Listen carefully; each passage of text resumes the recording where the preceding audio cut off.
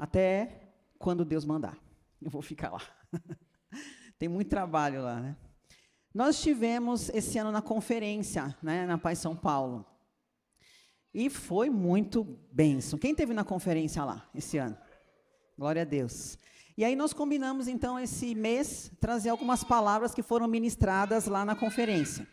E eu fiquei responsável por trazer a palavra do pastor Luciano Subirá. E aí, então, eu corri e fui comprar o livro dele, né? Eu aconselho muito vocês, O Caminho da Obediência. É um livro poderoso. Eu já li muito livro do pastor Luciano Subirá, mas, de fato, esse é o melhor. Assim como o filho dele falou, né? Que ele testemunhou que o filho dele disse, pai, eu já li vários livros seus, mas esse aqui foi o melhor, e de fato é. É um livro assim que, durante a caminhada, eu li esse livro em 3 dias, irmãos. Eu não conseguia parar de ler. Lendo e chorando, e me arrependendo. Fiz discipulado, fui fazer discipulado, falei, me ajuda, porque eu estou muito longe, né, realmente, dessa caminhada cristã. A gente precisa muito, muito do Senhor, e a gente vai ver isso aqui um pouco. Então, o livro, pastor, é umas 3 palavras, vai dar umas 3 palavras, mas extrair o suco aqui, o máximo que deu para extrair, é o que a gente vai ver hoje. Pastor Luciano Subirá, o livro dele chama O Caminho da Obediência, mas o título da pregação ele intitulou como A Bênção da Obediência. Então, ele vai falar aqui, nós vamos discorrer, para ver como que Deus resolveu o problema da desobediência humana. Como que o homem, ele é tão desobediente, como foi que Deus resolveu isso? Então, vamos ler lá em Gálatas 3, 13 a 14, que diz assim: Cristo nos redimiu da maldição da lei, quando se tornou maldição em nosso lugar, pois está escrito, maldito todo aquele que for pendurado no madeiro, para que em Cristo Jesus a bênção de Abraão chegasse também aos gentios, para que recebêssemos a promessa do Espírito mediante a fé. Vamos orar. Santo Deus, louvado seja o teu nome, o Senhor seja exaltado, ó Deus. Peço ao Senhor, ó Deus, que teu Santo Espírito nesse momento tome as nossas mentes e torne todas as nossas mentes cativas a Cristo Jesus. Que tudo aquilo que for contrário à tua palavra, toda tentativa de crítica, de cansaço, seja agora anulado pelo poder que há no nome de Jesus. E que teu Santo Espírito agora e somente ele ministre em nossos corações. Sinta-se à vontade aqui, Espírito Santo, toma o seu lugar. No nome de Jesus, amém. Queridos, quando, contextualizando esse versículo aqui em Gálatas, eu vou pedir para deixar o versículo aí que a gente vai trabalhar um pouquinho nele.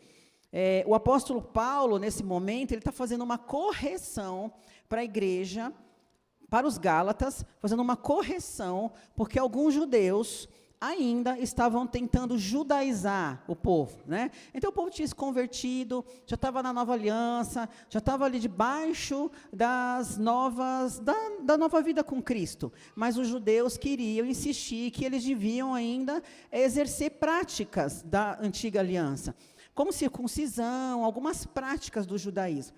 O apóstolo Paulo vai lá e corrige isso. Ele fala, não é mais assim. E aí ele vai explicando, ele vai discorrendo aos Gálatas, de uma forma que ele prega, de uma forma progressiva, todo o plano da salvação, desde o Antigo Testamento até o Novo Testamento. Então, nós vamos nos ater aqui em 3 expressões nesse versículo.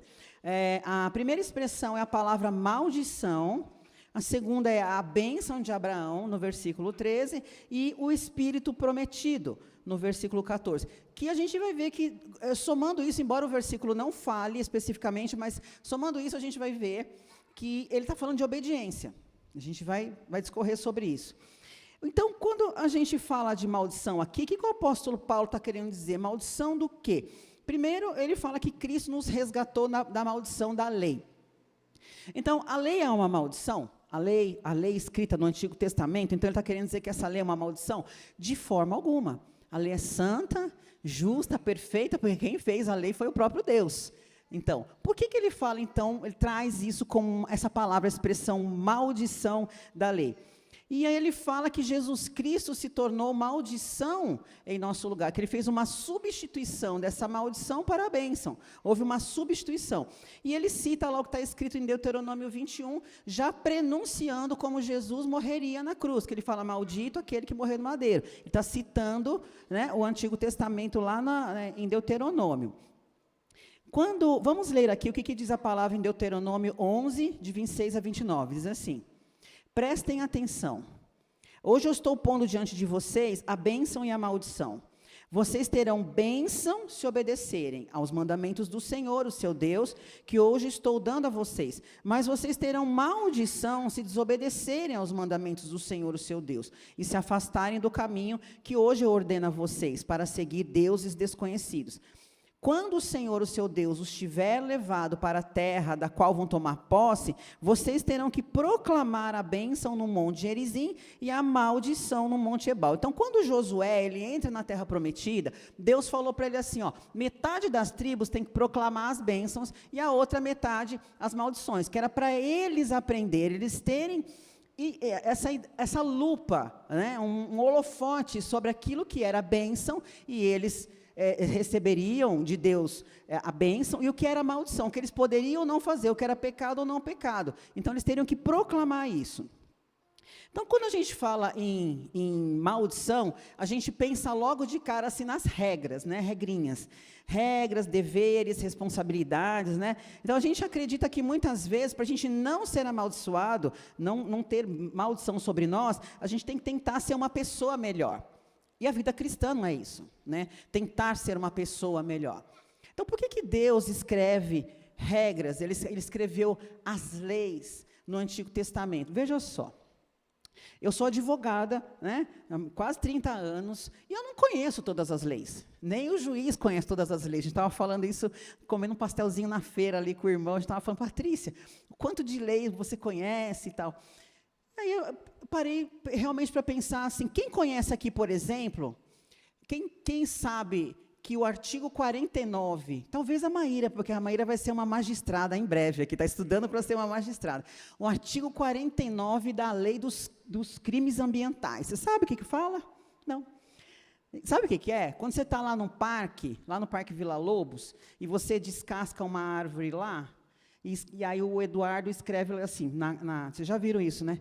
Maíra, eu te amo, escreve na árvore, sangra a árvore e fica lá. A gente vai andando nos parques, vai vendo só um monte de declaração de amor nas árvores. Isso é crime. Crime de 3 meses a 1 ano, com multa e tudo mais. Mas ninguém sabia, e todo mundo faz com o coração livre, não faz? Vai lá, faz a declaração de amor. Agora ninguém vai fazer mais. Todo mundo vai chegar no parque e vai ver a regra, olha, gente, não pode fazer isso é crime. Não pode.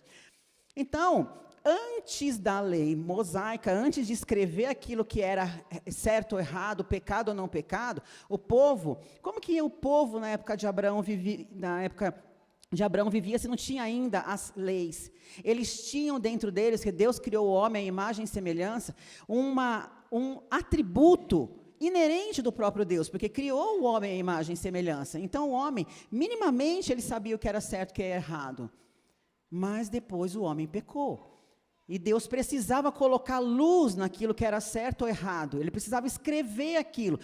Como a gente precisa tomar conhecimento do que é certo e errado para a gente se arrepender. Como que a gente vai se arrepender daquilo que a gente nem sabe se é certo ou se é errado? Eu mesmo, antes da minha conversão, fazia coisas que, irmãos, eu juro para vocês, depois que eu converti, eu falei assim, isso é pecado?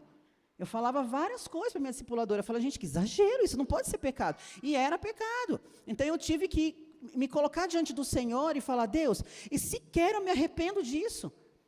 Mesmo tomando conhecimento que aquilo estava na Bíblia, que era errado, mas eu não... Falei, Deus, gere em mim um arrependimento sobre isso. Mas eu tive que tomar conhecimento para poder saber que aquilo não era certo. E a gente, diante disso, a gente vê alguns doutrinadores, alguns pregadores, pregando 2 equívocos. É muito importante que a gente tem que ficar atento a isso. Primeiro, eles dizem que não existe mais maldição, depois que Jesus morreu na cruz por nós, ele levou sobre si todas as maldições. Isso é uma inverdade, porque Jesus também morreu na cruz pelos nossos pecados. E o pecado continua existindo? Então isso não é uma verdade. Porque se eu pensar assim, eu vou viver a vida, deixa a vida me levar. Né, porque não tem mais maldição sobre mim. E outro erro também é acreditar que ele removeu, depois que morreu na cruz por nós, todas as consequências do pecado. Isso também é uma mentira. Porque se eu decido pecar, nós vamos pedir perdão ao Senhor, Ele vai nos perdoar. mais a lei do plantio e da colheita, a lei da semeadura. Ele vai me perdoar, mas tem consequências sobre o pecado. Ele não removeu as consequências. E Jesus, ele não veio para poder arrancar o fruto podre. Ele veio para tratar a raiz do problema, do pecado, né? E a gente vai ver. A única coisa que a gente tem que ter em mente é que o pecado, ele não tem, a gente vai discorrer sobre isso, mas domínio sobre mim. Ele não tem mais domínio. Em Romanos 6,4, diz assim: pois o pecado não terá domínio sobre vocês, porque vocês não estão debaixo da lei, mas debaixo da graça. Então, a maldição, ela só se manifesta como uma consequência da desobediência. Ela não foi retirada. Ela se manifesta como uma consequência da desobediência. Então, Deus, ele olha para o ser humano, porque a gente vê que Deus escreveu todas as leis lá do Antigo Testamento, mas o homem, ele não tinha condições de obedecer aquelas leis. O que ele fazia todo ano? Todo ano ele ia lá e matava os animais. Toda hora ele tinha que ir lá ofertar os animais. Aí mata boi, traz pombinha, e mata cordeiro, e mata. Aí no dia seguinte ele peca de novo, e mata boi, e mata cordeiro. Não tinha fim. O homem não tinha condições de obedecer aquelas leis. Por mais que ele tentasse, ele não conseguia. Então, é a incapacidade do ser humano, é inerente ao ser humano, esse até desejo de não errar, mas errar mesmo assim. Por que o homem, então, tem tanta dificuldade em obedecer? Tanta dificuldade. É falta de disciplina? Será que é falta de disciplina? Será que é falta de conhecimento ou de constância? A gente fica lutando. Eu visitei uma amiga esses dias, e ela falou assim: Patrícia, ela está numa igreja bonitinha, está lá lutando, está tentando ser crente, igual nós, está tentando, está lutando. Aí ela falou assim: Patrícia, eu li em algum lugar na Bíblia, que fala assim, que 2/3 não vão para o céu, 1/3 vai só, e eu acho que eu não vou, eu acho que eu estou dentro desses 2/3 aí. Eu falei: mas por que você pensa isso? Patrícia, eu não consigo ficar firme. Toda hora eu erro, toda hora eu caio, toda hora. Eu falei: meu Deus, é isso. É exatamente isso, essa palavra, né? Então, toda a história da humanidade, se a gente olhar, ela está escrita, ela está baseada em 2 homens, né? O primeiro Adão e o último Adão, que é Jesus Cristo. Ela está baseada nisso. O primeiro Adão, quando Deus fez Adão, olha só, a Bíblia fala que Deus fez Adão a imagem e semelhança de Deus, não foi? Então, quando ele fala que ele fez Adão a imagem e semelhança de Deus, ele não está falando que ele fez o homem parecido fisicamente com Deus, assim, cabelinho preto, olho verde, um loirinho, um branquinho, um pretinho, um amarelo, um gordo, um magro, não é isso. Ele não está falando do físico da pessoa. Ele está falando dos atributos de Deus, atributos, aqueles que são comunicáveis, né? Não os atributos que não são comunicáveis, porque os que não são comunicáveis é a onipotência, onisciência, onipresença de Deus, é a trindade. Mas os atributos que são comunicáveis, o amor, né, a longanimidade, a paciência, a obediência, são atributos que ele comunicou a Adão. Ele fez Adão perfeito, irmãos. Perfeito. Ele fez Adão como uma forma, aquela forma primária, para ter uma reprodução em série de seres humanos obedientes. Mas Adão pecou. Então, quando Adão decidiu desobedecer, quando Deus falou para Adão assim: Adão, curte o pomar, curte aí, come o que você quer, a gente vai ter comunhão aqui toda na viração do dia, só não come esse fruto, porque isso vai causar mal para você. Me obedece, eu sei o que eu estou falando. Aí ele foi lá e fez: será? Né? Porque a serpente disse: será? Aí ele foi e comeu, pronto. Ele quebrou a forma perfeita. Aquilo que originalmente era para ser reproduzido na perfeição do Senhor, foi quebrada aquela forma. Ela foi deturpada, ela foi transformada por causa do pecado. Então, quando Deus imprimiu em Adão inicialmente um DNA divino, esse DNA foi rompido pelo pecado. E toda série de ser humano foi reproduzida pelo pecado. Então, a criancinha, quando nasce, ela é pecadora, porque ela vem de um DNA de pecado. Não, muitas vezes a gente fala assim: mas criança não tem pecado. Toda criança. Não precisa ensinar a criança a ser egoísta, não é? A gente não precisa toda hora falar para a criança assim, tem que dividir, tem que dividir. Toda hora quem tem criança pequena sabe que tem que fazer isso, porque a criança é egoísta naturalmente, é inerente ao ser humano quando ele nasce. Romanos 5,19 diz assim, pois assim como por meio da desobediência de um só homem, muitos foram feitos pecadores, assim também por meio da obediência de um único homem, muitos serão feitos justos. Adão recebeu uma ordem e desobedeceu. Jesus recebeu uma ordem e obedeceu. Graças a Deus. Em Romanos 5,12 diz assim, portanto, da mesma forma como o pecado entrou no mundo por um homem, e pelo pecado a morte, assim também a morte veio a todos os homens, porque todos pecaram. Então, a queda de Adão não afetou só Adão e a família dele, afetou a humanidade, a todos nós. Então, por isso que a gente sempre pergunta assim, por que tanto sofrimento no mundo? Por que acontece tanto sofrimento? Porque é uma reprodução em série, equivocada, torta, pecadora.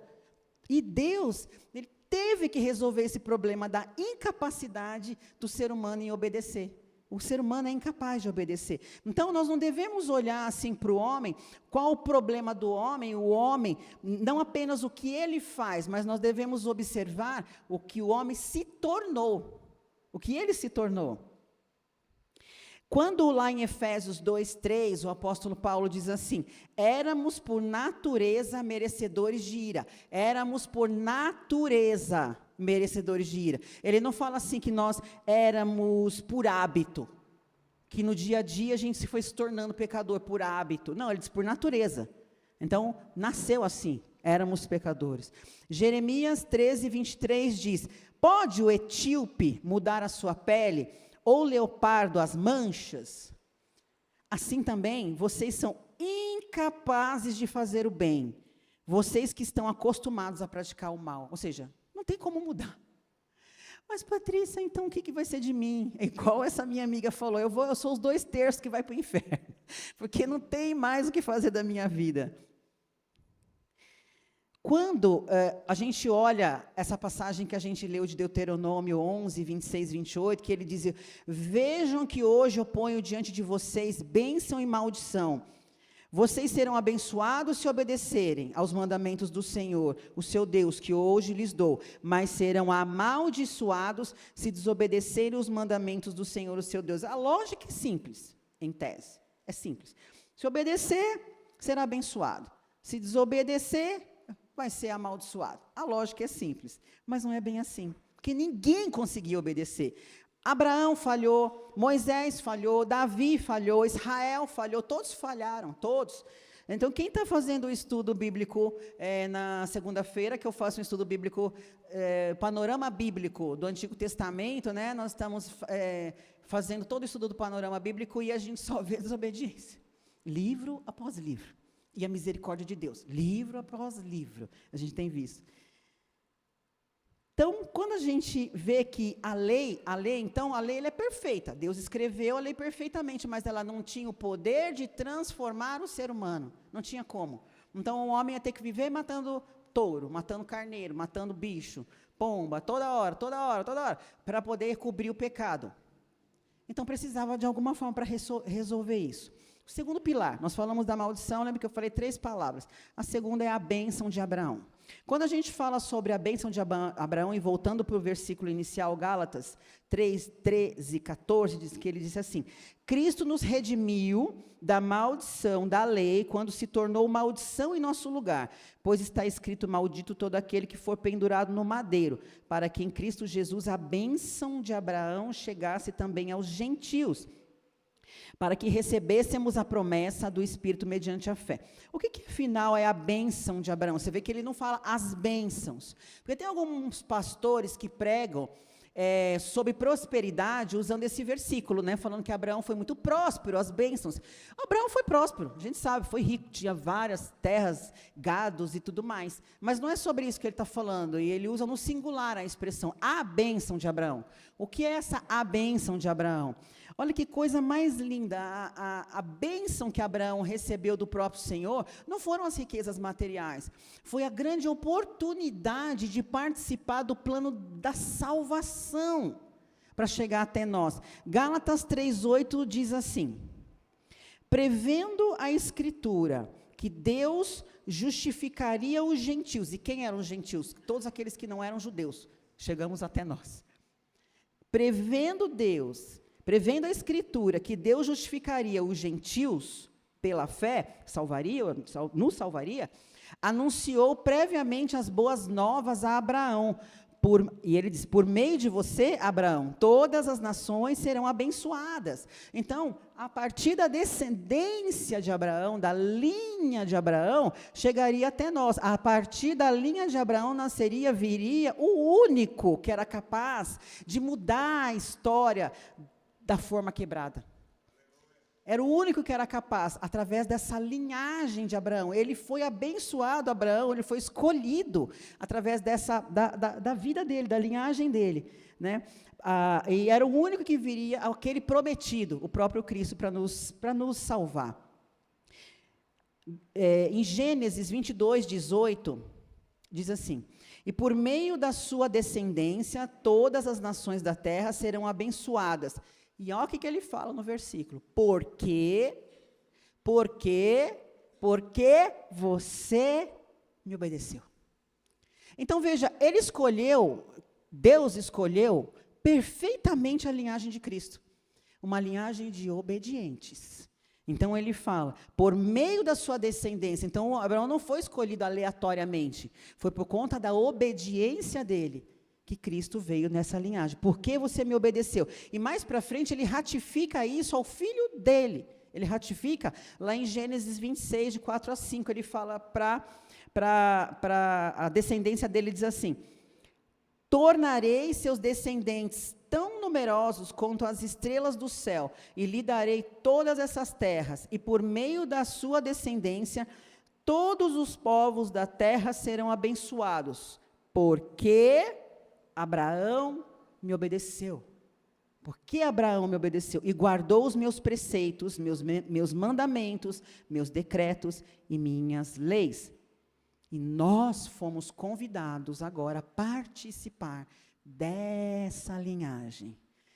Então está à nossa disposição isso. Mas ok, tudo bem, chegamos até aí, mas Patrícia, agora? Está tudo certo, mas eu continuo em conflito. A minha carne continua em conflito, eu continuo lutando todos os dias. Então, quer dizer que, como assim que Deus resolveu essa questão da forma quebrada?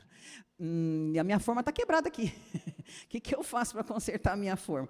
O apóstolo Paulo fala lá em Romanos 7, 18 a 25, ele diz assim, olha que desabafo, né? Uma declaração de desabafo. Sei que nada de bom habita em mim, isto é, na minha carne, porque eu tenho o desejo de fazer o que é bom, mas não consigo realizá-lo. Pois o que faço não é o bem que eu desejo, mas o mal que não quero fazer, esse eu continuo praticando.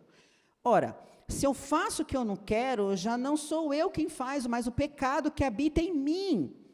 Assim, encontro esta lei que atua em mim, quando quero fazer o bem, o mal está ali comigo, no íntimo do meu ser. Eu tenho prazer na lei do Senhor, ou seja, eu quero muito obedecer. Eu tenho prazer na lei de Deus, mas vejo atuando outra lei nos meus membros do corpo, guerreando contra a lei da minha mente e tornando-me prisioneiro da lei do pecado, que atua em meus membros. Miserável homem que sou! Quem me libertará do corpo desta morte? E ele, no 25, ele fala, e graças a Deus por Jesus Cristo, nosso Senhor, de modo que com a mente eu próprio sou escravo da lei de Deus, mas com a carne da lei do pecado. Essa descrição do apóstolo Paulo, ele não está falando antes da conversão dele. Ele está falando depois que ele se converteu, de nós, somos nós, é esse conflito. Porque antes da conversão não tem conflito, irmãos. Não tem. É como eu falei, eu vivia em pecado, mas não tinha conflito nenhum, estava tudo bem. Por isso que a lei, ela não tinha o poder de transformar o ser humano. Se você está em conflito, se você sente conflito dia a dia, você está lutando. É porque tem um Espírito Santo dentro de você. Porque se você não sentir nenhum conflito, aí você tem um problema. Você tem um problema. Você precisa da conversão. Não converteu. Porque aí, quando a lei ela é escrita, faz isso aqui, ó, holofote. Naquilo que é certo e que é errado. Falei, caramba, agora eu não posso mais escrever na árvore lá no Parque Vila Lobos. Eu não posso isso. Você começa a ter uma noção, mas o que eu faço agora da minha vida? Então, a lei ela não tinha poder de transformar o ser humano. Ela não tinha. O apóstolo Paulo vem e fala, mas graças a Deus por Jesus.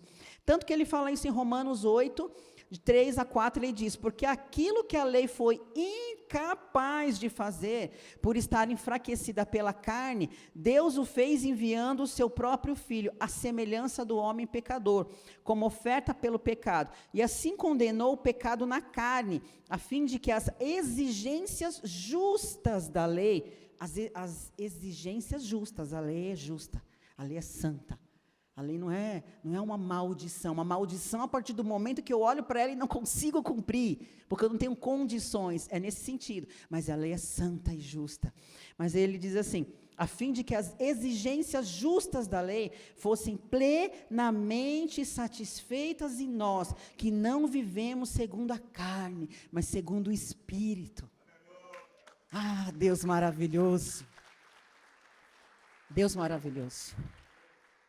E esse versículo ele é fundamental para a gente compreender a essência da nova aliança. Por quê? Porque quando Jesus se encontra com Nicodemos, e Nicodemos fala, ok, Jesus, mas como que faz então para nascer de novo? Porque a forma está quebrada, a carne não tem mais jeito, ela não converte. Mas você está me falando que tem que nascer de novo. E como que nasce de novo então? Eu tenho que entrar na barriga da minha mãe? Lembra daquele diálogo? Aí Jesus fala, aquele que nasce da carne é carne, aquele que nasce do Espírito é Espírito. Ele está falando assim, olha, eu vou falar uma coisa para você, você precisa de uma semente imperecível. Porque a carne, quando ela foi multiplicada, a semente, ela vem da origem da palavra sêmen. E sêmen é onde carrega o DNA. Então, a multiplicação errada do sêmen, a multiplicação, fez a gente. Mas a gente tem um espírito. O nosso espírito ele está preso dentro de uma gaiola. Nossa, esse passarinho está doidinho para voar, mas não consegue, está fechado ainda, a gente está preso, o espírito está preso. Isso só vai acontecer o dia que eu morrer, o dia que Jesus voltar. Por isso que a gente canta louvor falando assim, Senhor, eu não vejo a hora de te encontrar. Eu não vejo a hora de te ver, porque teu espírito, o espírito que está lá dentro preso, fala, meu Deus, eu não vejo a hora. Esse é o espírito regenerado, aquele espírito que clama por ver o Senhor, mas a carne está lá, é uma gaiola, eu estou preso dentro de um envelope aqui. João 3,3, Jesus explicou para Nicodemos, ninguém pode ver o reino de Deus se não nascer de novo.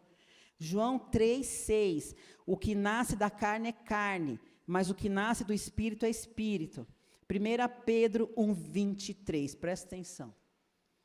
Pois vocês foram regenerados, não de uma semente perecível, mas imperecível. Que semente ele está falando? Ele completa. Por meio da palavra de Deus viva e permanente. Aleluia! Queridos, a chave está aqui. A chave está aqui. A semente imperecível, ela precisa, para eu nascer de novo, essa semente ela tem que estar dentro do meu espírito, mudar o código genético. É um DNA novo no espírito. Na carne não tem mais jeito. Ela está lá, a forma quebrada.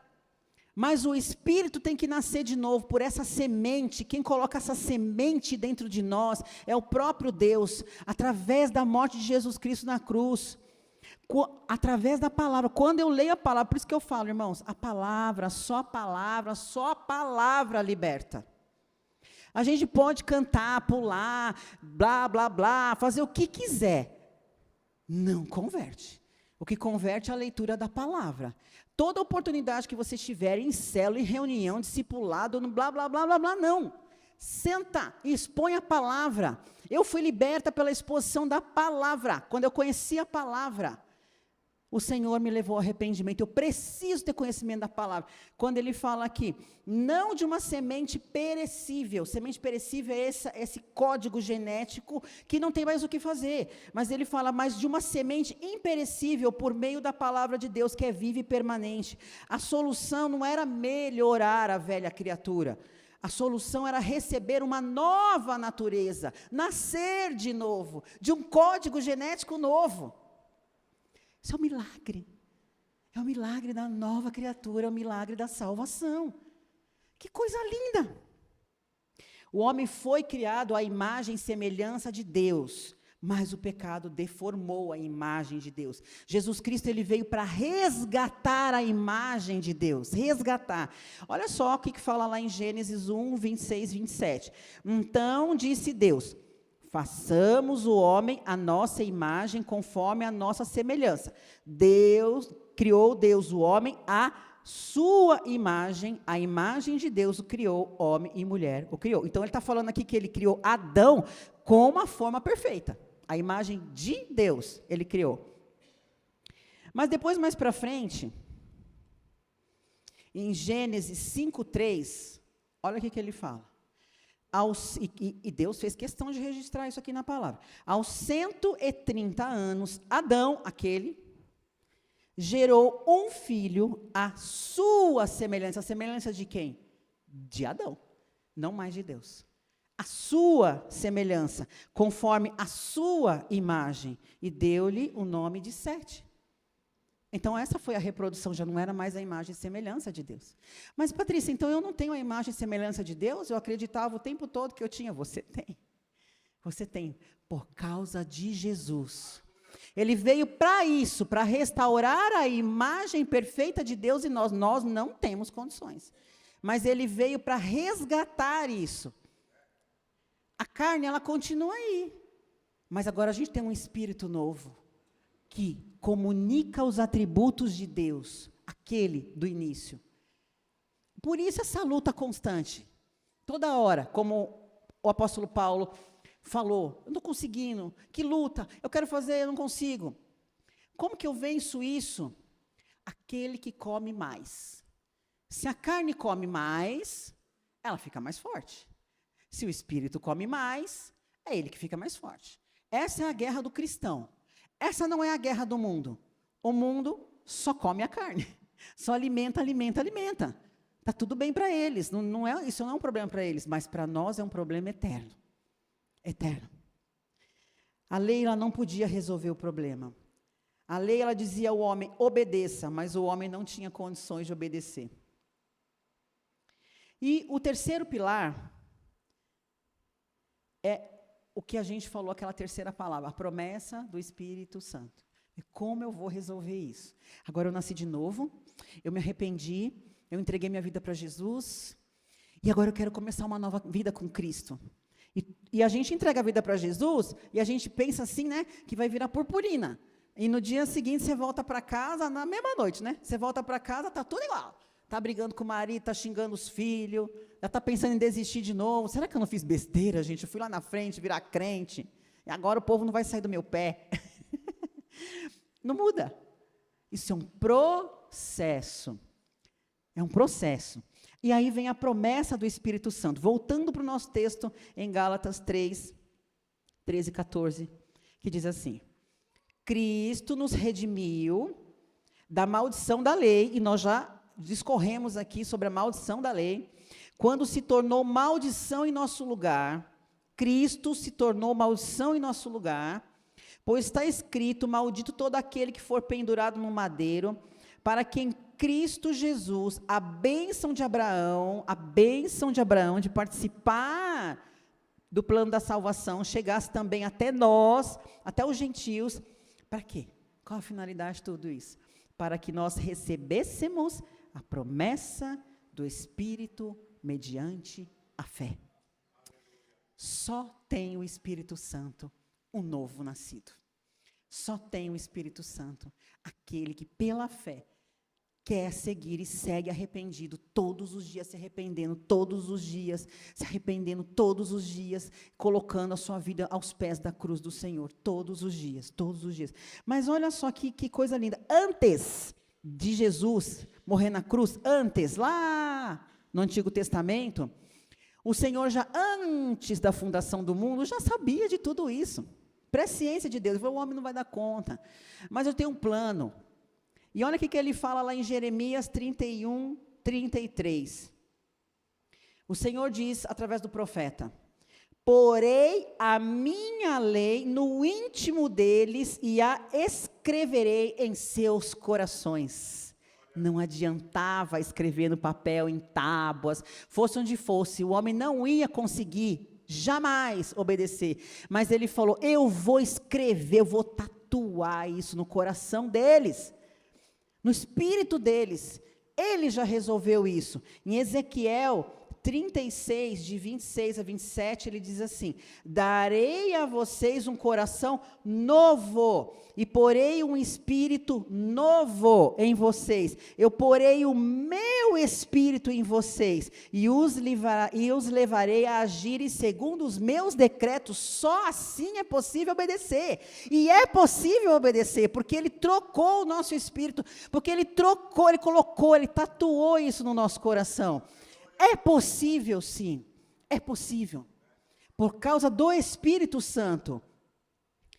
Então, nós recebemos a bênção de Abraão, como Paulo explica lá, mas com o fim de nos capacitar. O Espírito Santo, a graça do Senhor, é a força capacitadora para a gente conseguir vencer o pecado. É a força capacitadora. Então, quando a gente está ali, sabe quando a gente está ali no fiozinho, numa linha tênue, para cair no abismo? Está quase caindo. Aí volta. Aí está quase caindo. Aí toda hora a gente está lá fraco. Aí não quer mais vir para a igreja. Vai falar com o irmão, liga para o irmão, como é que está, irmão? Estou indo. O que você está comendo? O que teu espírito está comendo? Porque a gente tem uma força capacitadora dentro de nós, que o Senhor já providenciou, Ele já providenciou. A bênção de Abraão culmina no recebimento do Espírito Santo, dessa força capacitadora, já está à nossa disposição.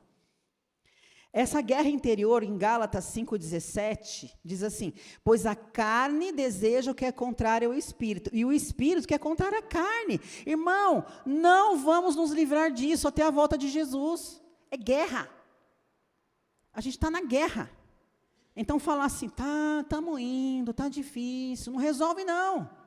O que resolve é a oração, leitura da palavra, a gente viu aqui, jejum, oração e vai para a guerra. Vai para a guerra, porque nós não vamos parar.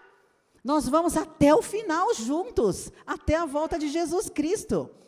Romanos 8,5 diz assim, quem vive segundo a carne tem a mente voltada para o que a carne deseja, mas quem vive de acordo com o Espírito tem a mente voltada para o que o Espírito deseja. A mentalidade da carne é morte, mas a mentalidade do Espírito é vida e paz. É a mente. Como fortalecer, então, para concluir aqui, como fortalecer essa nova criatura? Então, nós vimos aqui todo esse processo, né? Nós entregamos a vida para Jesus, Jesus substituiu essa maldição por bênção, nós entramos na bênção de Abraão, recebemos uma força capacitadora, que é o Espírito Santo, e como que a gente vai fazer para fortalecer essa nova criatura? Nós temos disciplinas espirituais. As disciplinas espirituais, a primeira delas e a mais importante, a palavra. A semente incorruptível, a palavra. Patrícia, eu não aguento ler a palavra. Você vai morrer, só vou te avisar, você vai morrer. Isso é a guerra, por isso que a gente não consegue ler a Bíblia, porque vai morrer. Esse é o plano de Satanás, afastar a gente da palavra. Salmo 119, 11 diz, guardei no coração a tua palavra para não pecar contra ti. Então, quando a palavra diz isso, eu preciso ler a palavra para não pecar contra o Senhor. Segunda disciplina, a oração. Hebreus 4,16. Assim, aproximemo-nos do trono da graça, com toda a confiança. O trono da graça está à nossa disposição. A oração pede socorro para Deus, pede socorro para o Espírito Santo. Ele está à nossa disposição. A comunhão, a presença de Deus fortalece a nossa identidade espiritual. E o jejum, irmãos, o jejum, a gente não está falando que a guerra é contra a carne? Ué, e crente que não jejua, está matando o quê? O jejum, o pastor Luciano Subirá, na conferência, ele disse, o jejum não tem a finalidade de mudar a Deus, não é para você receber bênção. Vou fazer um jejum porque eu quero, né? Não é isso que tem que fazer jejum. Eu vou fazer um jejum aqui de Daniel, vou fazer um jejum de Esther, porque eu quero um aumento, vou fazer um jejum. O jejum é para asfixiar a carne, é para você pegar a carne pelo pescoço e falar assim, sabe quem manda aqui? O Espírito Santo. E eu, no começo do ano, eu já compartilhei isso com vocês, que Deus me pediu alguns jejuns esse ano aí. E um deles que ele me pediu foi jejum de 1 ano de doce. Eu não como doce desde o 1º de janeiro, mas até o final do ano. Outro jejum, fazer um jejum integral de 3 dias, a cada 2 meses. Outro jejum, a gente faz um jejum, e a gente tem feito isso. Outro jejum, para o encontro, a gente está fazendo um jejum todo dia para as 18, volta ao meio-dia, todo dia. É jejum que não acaba mais, só que eu falei para Deus assim, Deus, assim, o corpo acostuma com tudo. E eu não tenho mais vontade nem de comer doce mais, porque já vai mais de 6 meses, então doce não faz mais falta na minha vida. Ficar 3 dias sem comer a cada 2 meses, não faz diferença. Eu falei para Deus, se é para asfixiar a carne, não está asfixiando. O que eu tenho que fazer? Porque eu vou matar essa carne. Aí ele falou, então vamos elevar o nível, Patrícia? Vamos subir um pouco mais? Eu vou te esperar durante 30 dias na madrugada, às 3 horas da manhã. Aí eu sapateei. Porque eu falei, como que eu vou acordar todo dia, 3 horas da manhã, que eu tenho que trabalhar no outro dia, eu vou ficar lesada. E ele disse, eu te espero às 3 horas da manhã. Eu preciso falar com você. Sacrifica a tua carne, sacrifica o teu sono, sacrifica. Então, irmãos, fazer um jejumzinho, eu vou tirar um café, sabe? Eu vou tirar, essa semana eu não vou comer doce. Pensa bem, não estou julgando, olha você. Está sacrificando a carne? Quem tá ganhando aí o jogo? É a carne ou é o espírito? Porque nós vamos guerrear até a volta de Jesus. Nós vamos guerrear.